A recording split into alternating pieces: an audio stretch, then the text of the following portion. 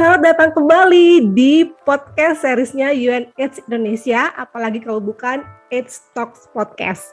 Nah, tentunya masih bersama saya ya, yaitu Ari Dewiyanti, Campaign Consultant dari UNAIDS Indonesia, dan juga rekan saya Ingrid Silalahi, Communications and Demand Creation Consultant UNAIDS Indonesia.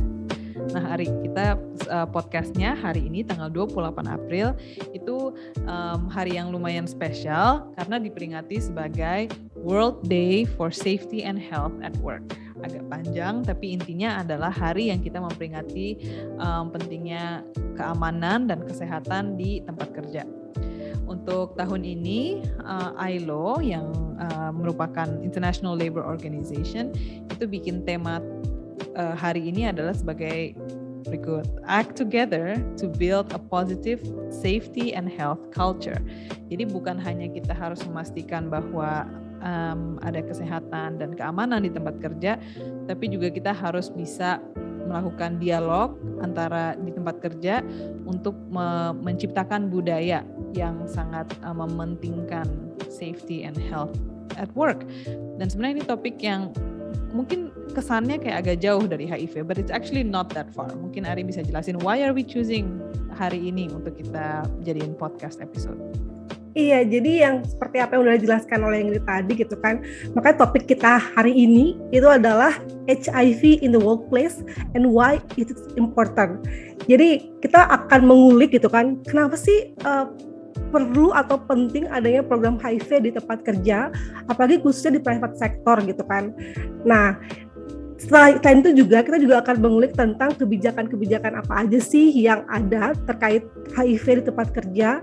Mungkin teman-teman bakal ngira, ngapain sih ada program HIV di tempat kerja gitu kan. Emangnya apa kaitannya? Nah, kita akan cari tahu nih jawabannya pada podcast series hari ini.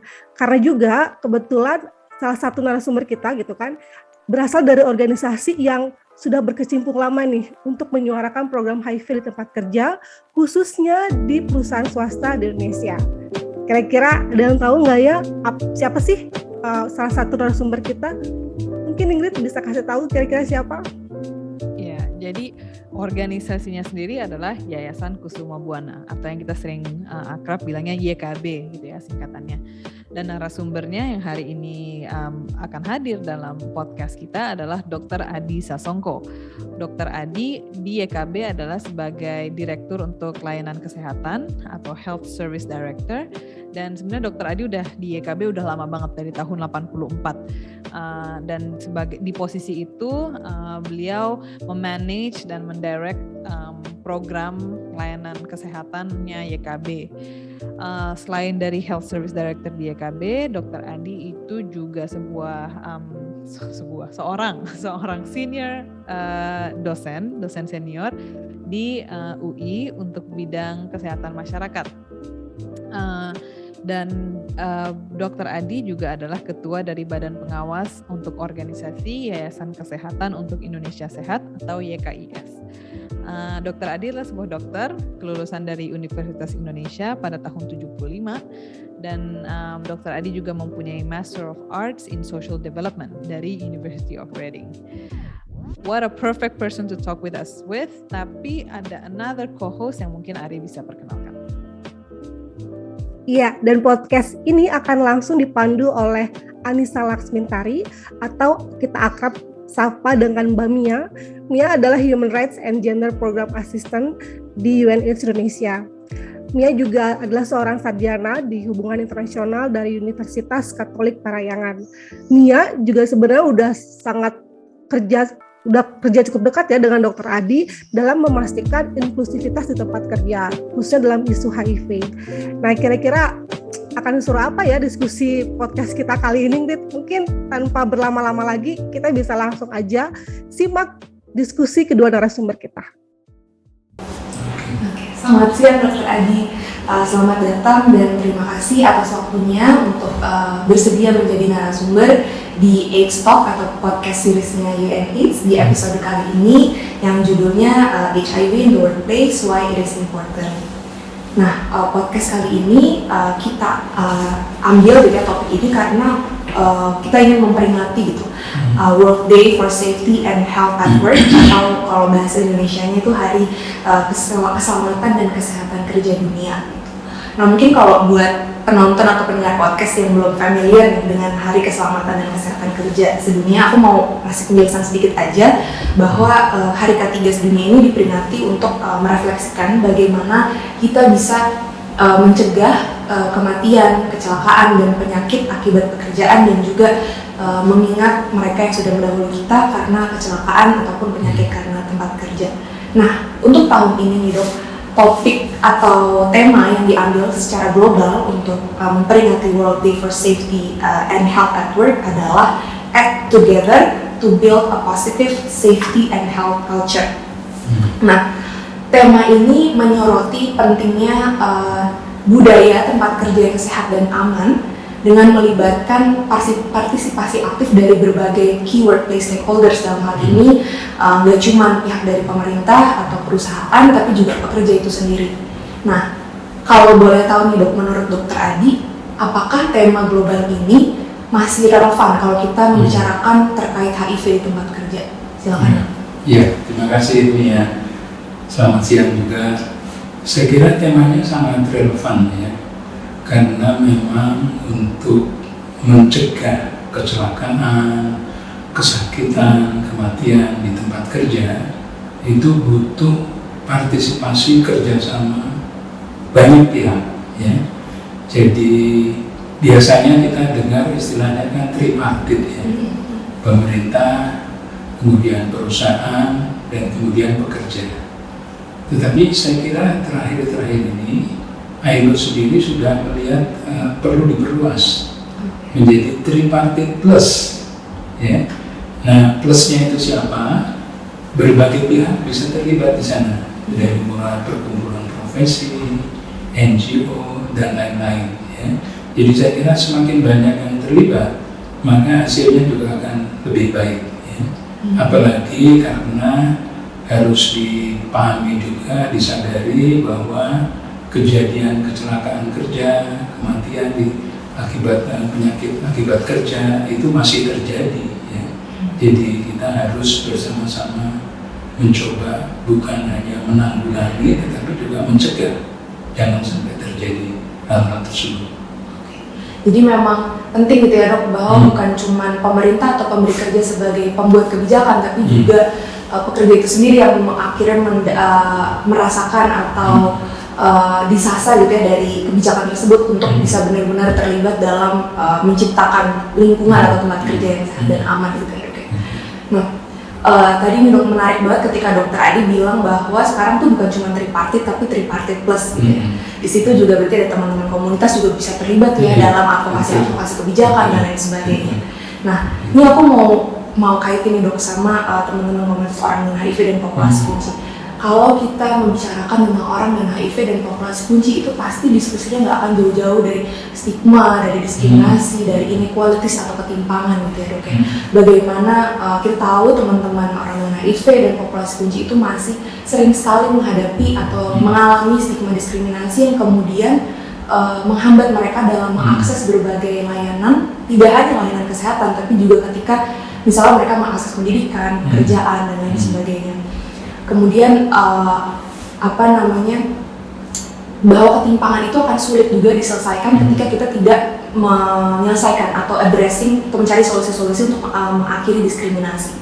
Hal ini juga di pick up nih dok sama UNAIDS melalui Global AIDS strateginya yang menyoroti bahwa ketimpangan atau inequalities itu salah satu drive dari epidemi HIV dan merupakan permasalahan besar yang masih dihadapi oleh orang dengan HIV dan populasi kunci untuk dapat hidup sehat, untuk hidup produktif, untuk bisa betul-betul menikmati hak asasi manusia secara seutuhnya seperti orang-orang lainnya. Nah, kalau misalnya aku balikin lagi nih ya dok ya ke konteks HIV di tempat kerja, kita masih sering dengar ya dok ya di berbagai webinar, di berbagai forum diskusi dengan teman-teman komunitas orang dengan HIV dan populasi kunci, kalau mereka masih sering sekali menghadapi diskriminasi di tempat kerja yang kemudian membuat mereka sulit mengakses pekerjaan, bahkan atau dikeluarkan dari tempat kerja karena status HIV-nya dan lain sebagainya. Nah, ternyata hal itu tuh gak hanya terjadi di Indonesia gitu dok. ternyata di global tuh juga terjadi. Ada data di global yang menunjukkan bahwa diskriminasi terkait dengan HIV itu menyebabkan atau berkontribusi setidak-tidaknya 50% hilangnya pekerjaan di antara teman-teman orang dengan HIV dan populasi kunci. Orang dengan HIV.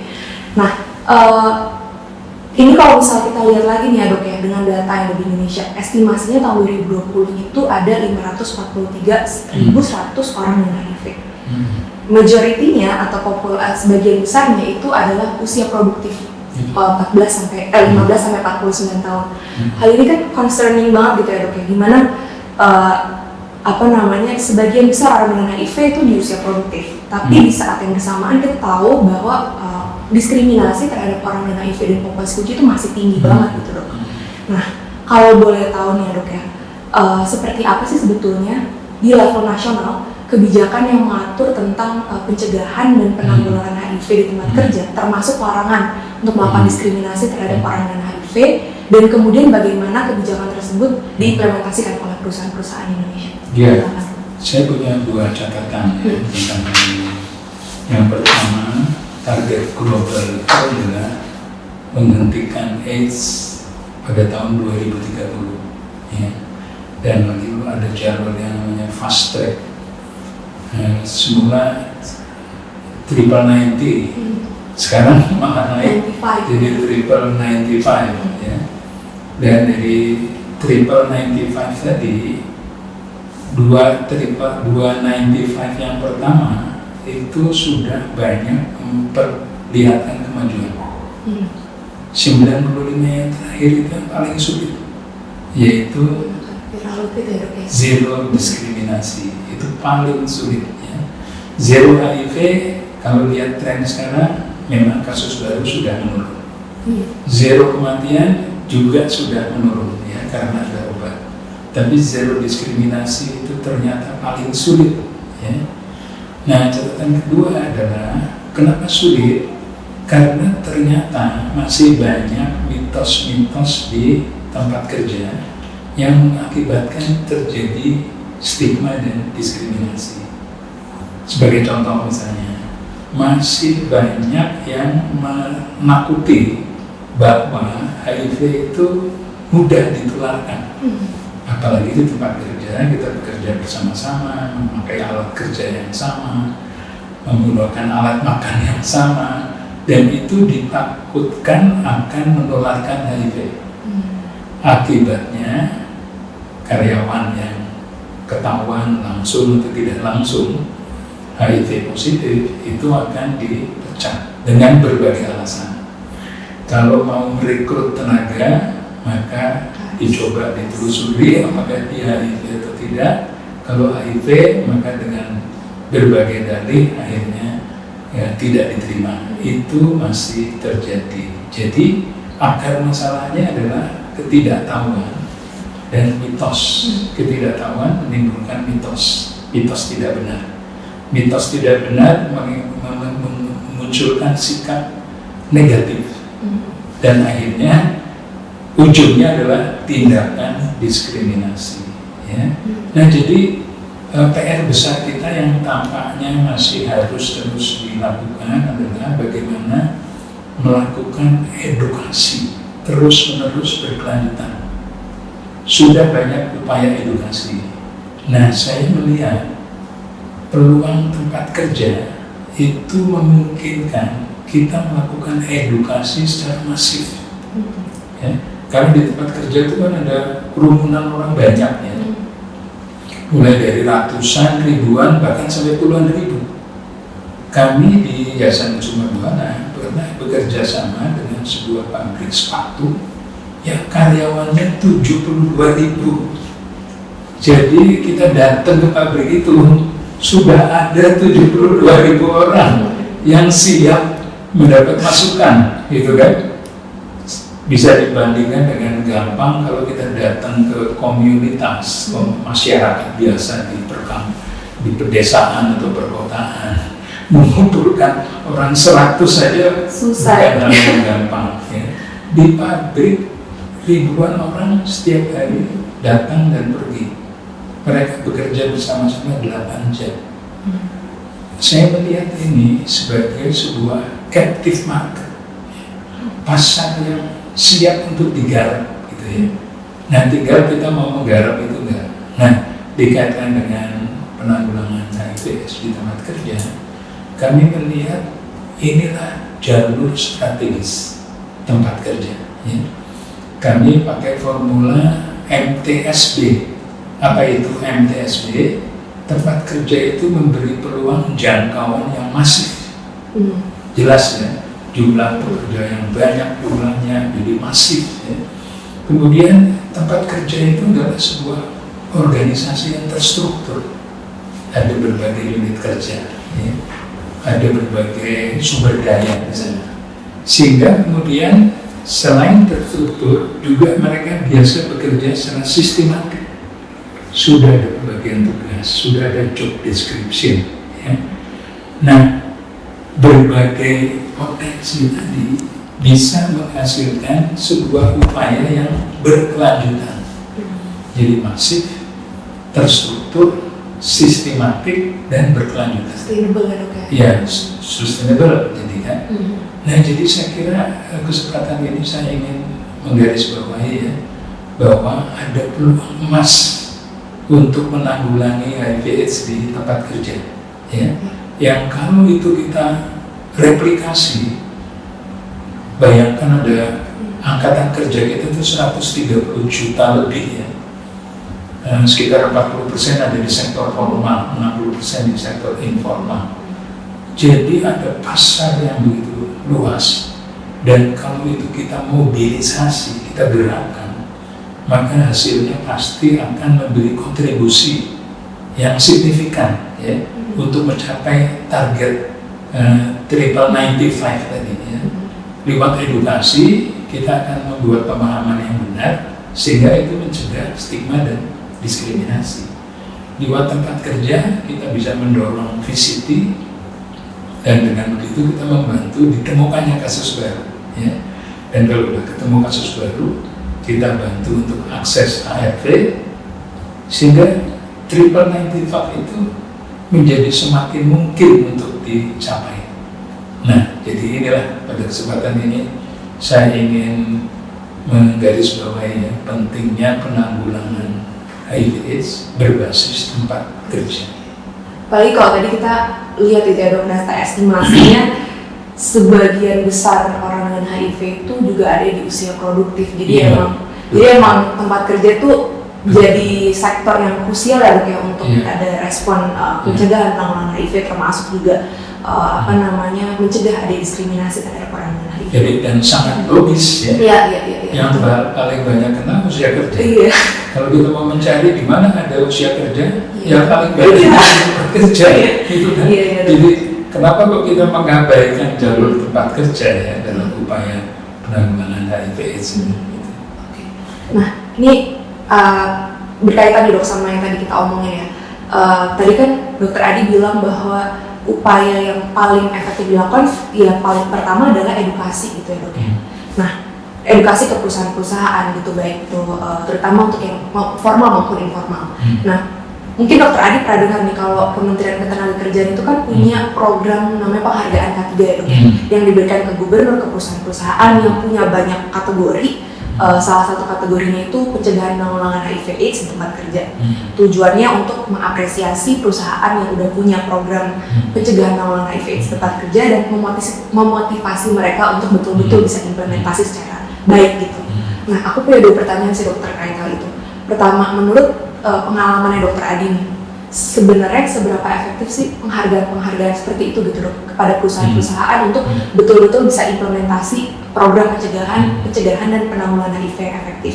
Dan yang kedua, sebetulnya tadi kan Dokter Adi udah bilang tuh ya, ada mulai perusahaan-perusahaan juga yang mulai diintervensi untuk punya program penanggulangan dan pencegahan HIV. Nah, sebetulnya seperti apa sih dok program-program pencegahan dan penanggulangan HIV/AIDS yang baik yang sudah diimplementasikan di perusahaan-perusahaan di Indonesia yang mungkin nih bisa dicontoh atau patut dicontoh oleh perusahaan-perusahaan lain yang belum punya program serupa? Karena kan mungkin pendengar atau penonton podcast ini ada yang nanti mungkin ada yang berasal dari manajemen perusahaan atau orang pekerja yang punya concern terkait dengan HIV. Silakan dok. Ya, peluangnya bagus sekali ya, dan adanya penghargaan itu bisa menjadi motivasi. Ya.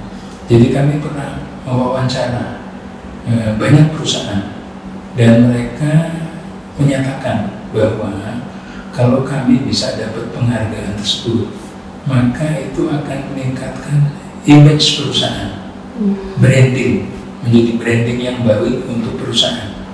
Selain itu juga seringkali itu menjadi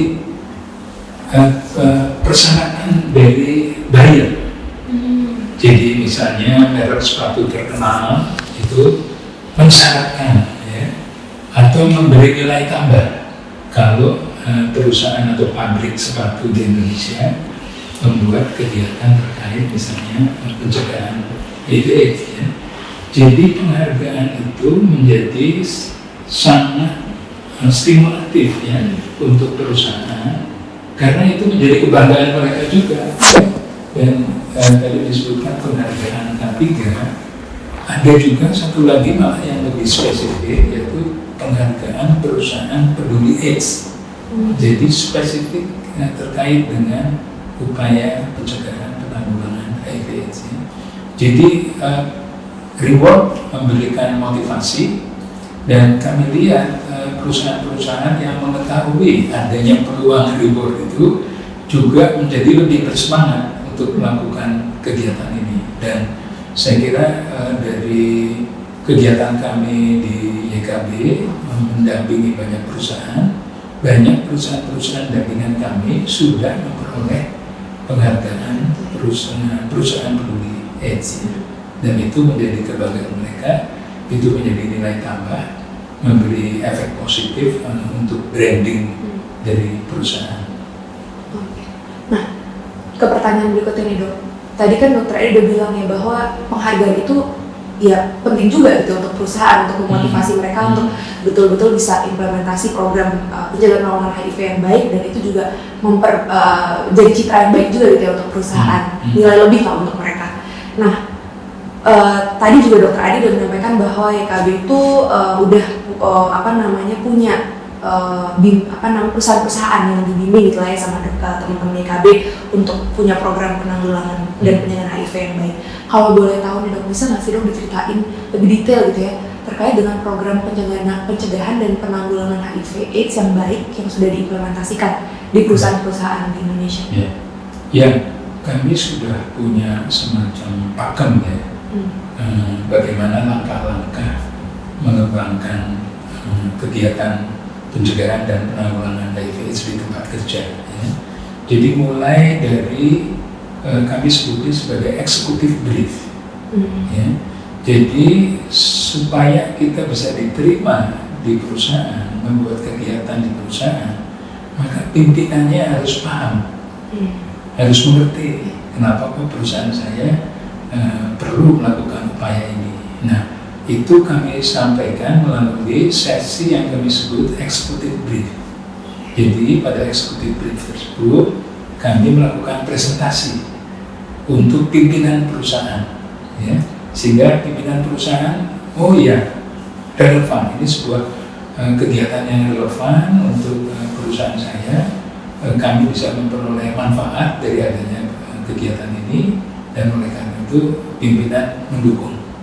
Nah, kalau udah ada green light dari pimpinan, maka berikutnya kami melakukan upaya untuk capacity building, peningkatan kapasitas untuk manajemen. Ya. Karena pimpinan kan cuma memberi direction, ya. Bagaimana implementasinya itu adalah di level manajemen. Nah, kalau manajemennya nggak paham, ya akhirnya macet. Ya. Green light dari pimpinan perusahaan tidak terimplementasikan. Jadi kami langkah berikutnya adalah melakukan pelatihan capacity building untuk manajemen. Nah, karena di perusahaan itu karyawannya banyak, maka tidak mungkin upaya implementasi itu hanya diurus, ditangani oleh manajemen. Oleh karena itu berikutnya kami melakukan pelatihan untuk peer educator. Nah, istilah awamnya adalah pelatihan kader, dipilih dari karyawan secara volunteer yang bersedia mengikuti pelatihan, dan kami beri pelatihan, pemahaman yang baik, bagaimana mencegah, bagaimana melakukan rujukan dan sebagainya, sehingga ada sejumlah karyawan yang bisa membantu manajemen menyebarkan informasi, ya. Lebih banyak lewat komunikasi informal, komunikasi interpersonal, ya. Jadi mereka ngobrol dengan temannya, kalau temannya punya pandangan yang tidak tepat, maka si peer educator itu bisa mengklarifikasi bahwa nggak betul gitu. Misalnya yang banyak disalah artikan kan mudah menular. Jadi kita kalau deket-deket sama teman kita yang takut dan kemudian kita bisa ketularan, dan itu kan tidak betul, ya. Nah, kader kemudian membantu menyebarluaskan informasi yang benar tentang apa itu AIDS, dan kemudian ikut juga mendorong kalau ada teman kerjanya yang barangkali ada indikasi perilakunya berisiko, maka kader dan manajemen akan membantu memfasilitasi supaya dia mau melakukan visiting, ya.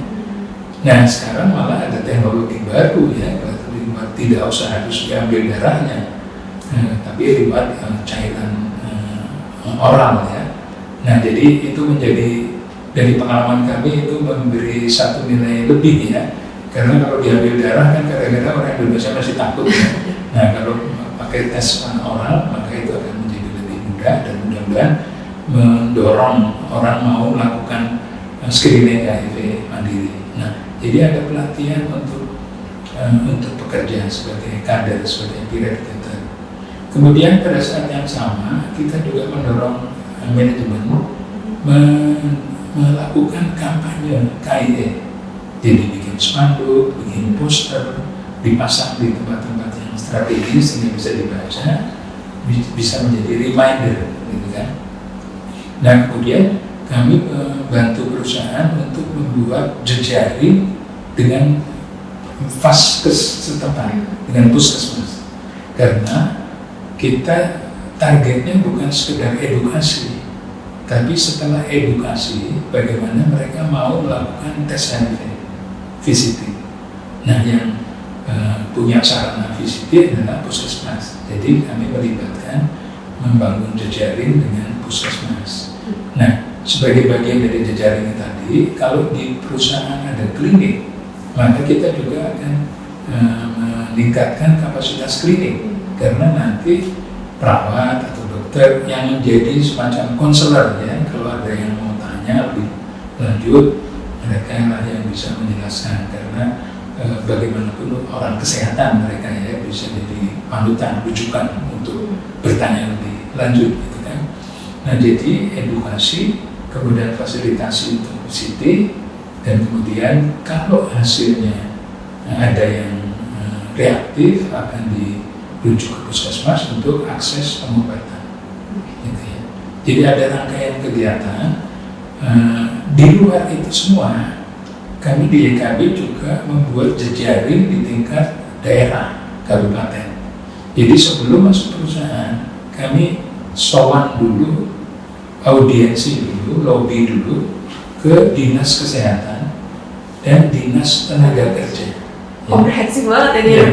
Ya, karena payung kegiatan di tingkat kabupaten adalah dinas kesehatan, dan karena ini tempat kerja, dinas tenaga kerja atau pengawas tenaga kerja, ya. Jadi dengan dukungan mereka kami direkomendasikan untuk datang ke perusahaan, kemudian di internal perusahaan, itulah tadi rangkaian kegiatan yang kami lakukan, dan dari dan sebagai hasilnya adalah banyak dampingan kami lalu mendapat penghargaan perusahaan peduli AIDS.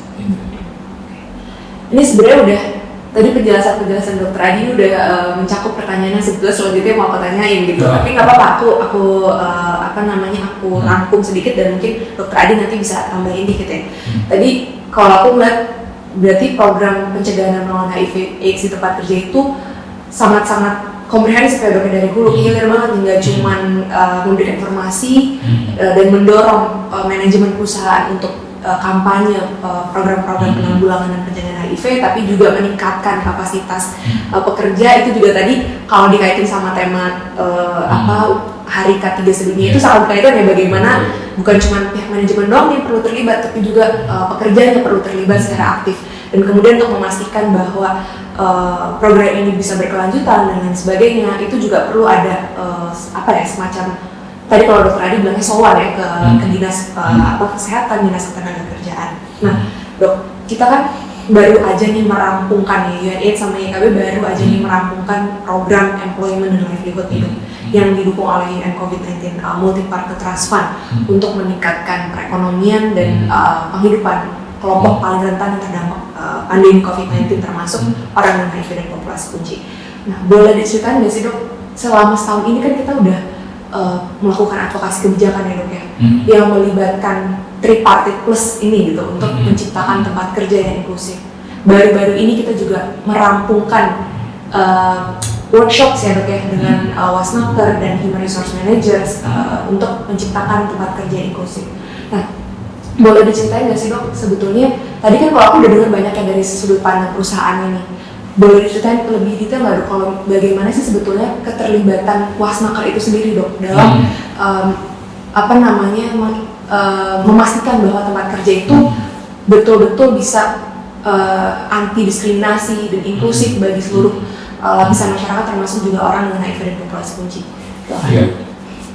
Dan pada organisasi yang namanya Dinas Ketenagakerjaan, maka salah satu unit kerja yang punya peran untuk melakukan penegakan regulasi itu adalah Wasnaker. Ya, jadi peran Wasnaker adalah memantau kegiatan perusahaan, apakah mereka sudah melakukan regulasi-regulasi pemerintah secara benar dan baik, gitu kan. Nah, salah satu regulasi adalah SK, Surat Keputusan Menteri Tenaga Kerja tentang pencegahan dan penanggulangan HIV/AIDS, ya, itu nomor 68 tahun 2004. Ya. Jadi menjadi salah satu tugas Wasnaker memantau perusahaan apakah mereka laksanakan SK tersebut. Apalagi di dalam SK tersebut disebut jelas wajib, ya, karena wajib. Nah, menjadi tugas Wasnaker memantau apakah kewajiban itu sudah dipenuhi. Ya. Jadi peran Wasnaker sangat penting. Nah, yang sudah lama menjadi concern kami di YKB adalah petugas Wasnaker itu mayoritas bukan orang kesehatan. Jadi mereka istilahnya punya pengalaman banyak di bidang ketenagakerjaan, tetapi aspek kesehatan masih perlu ditingkatkan. Ya, jadi kalau urusan safety mereka barangkali udah paham banget gitu ya, tetapi kesehatan mereka masih kurang.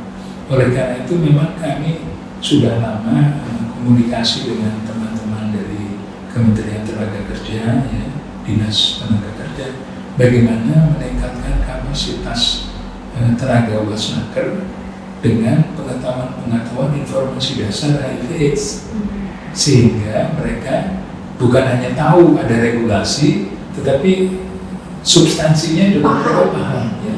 Sehingga kemudian mereka bisa bekerja sama dengan Dinas Kesehatan untuk mendorong, memfasilitasi kegiatan pencegahan dan penanggulangan HIV/AIDS di perusahaan-perusahaan.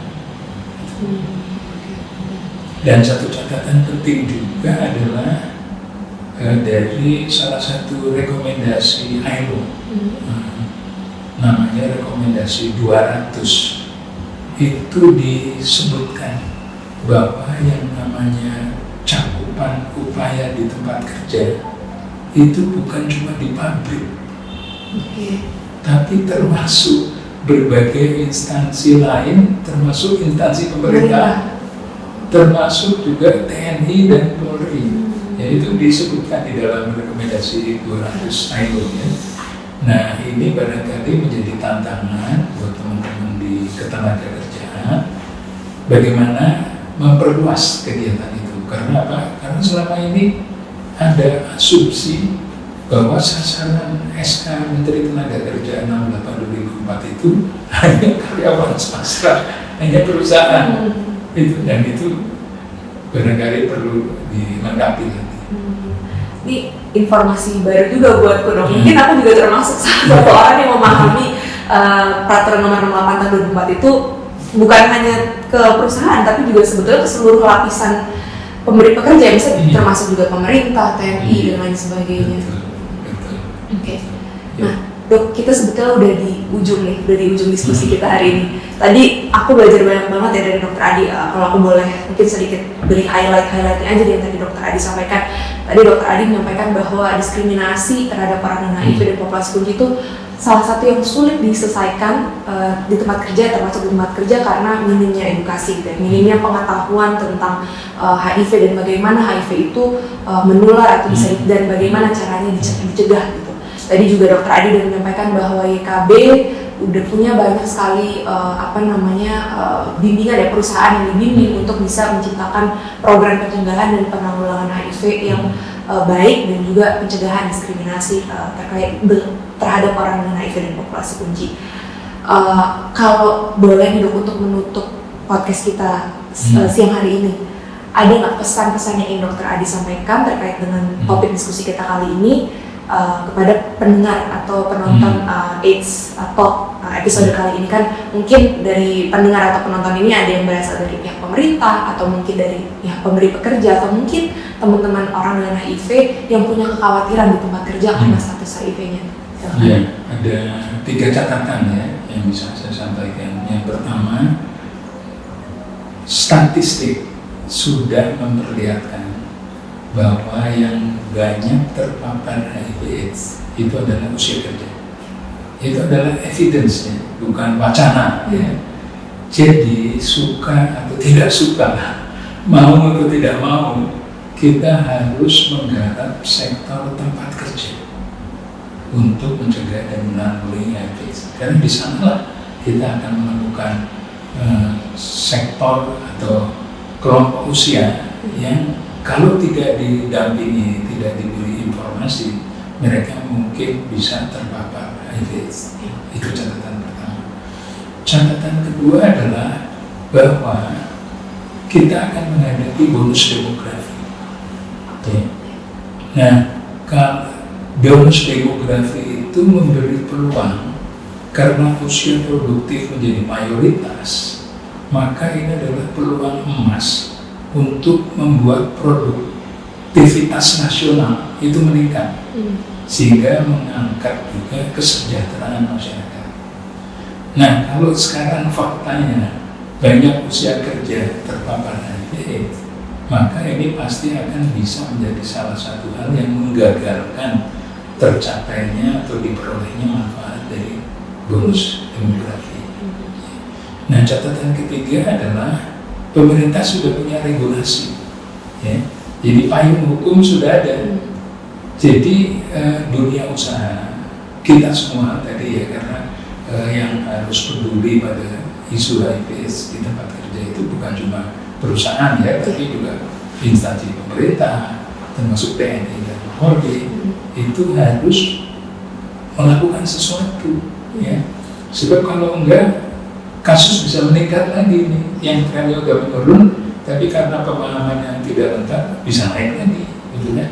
Jadi saya kira itu catatan. Jadi marilah kita meningkatkan kepedulian kita untuk mencegah dan menanggulangi HIV/AIDS, dan tempat kerja memberi sebuah peluang itu tadi, masif, kemudian terstruktur, sistematik, dan berkelanjutan. Jadi intinya kalau misalnya kita punya konsentrasi atau kita mengintervensi tempat kerja gitu ya Dok, untuk respon HIV itu juga pastinya nantinya akan berkaitan atau berdampak pada respon HIV secara keseluruhan ini sendiri ya Dok. Baik, terima kasih. Makasih banyak nih Dok,